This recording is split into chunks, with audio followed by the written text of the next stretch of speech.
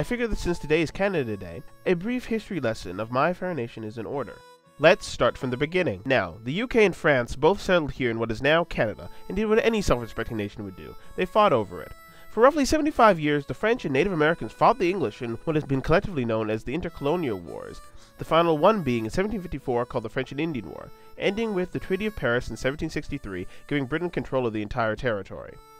Fast forward about a century to July 1st, 1867, when the province of Ontario, then known as Upper Canada, Quebec, then known as Lower Canada, Nova Scotia, and New Brunswick came together to become Canada. This event is known as Confederation, which is what we celebrate today. As a side note, Ontario and Quebec were collectively known as the Province of Canada before being split into their respective provinces.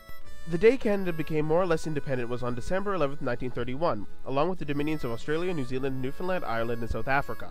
They were told by Great Britain that they would no longer be making rules for them or interfering in their lawmaking process, just so long as they recognized the King of England as their head of state. This is known as the Statute of Westminster. This is a very important document. It gave Canada, among other things, a foreign policy, which until then was dictated by the UK. In order to get full autonomy, Canada had to change its constitution.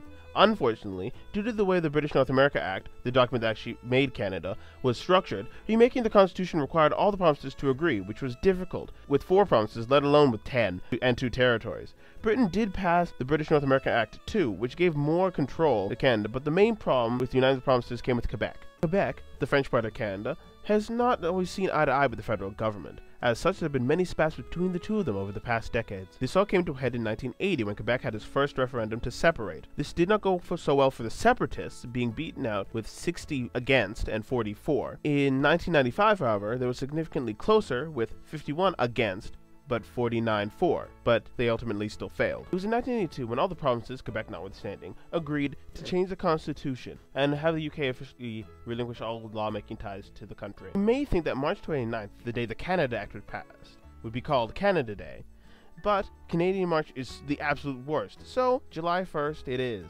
It's Canada's birthday after all. So there you have it, folks. A very brief history of Canada. I hope you enjoyed it. If you did, leave a like and subscribe. With all that out of the way, let's just enjoy the fireworks.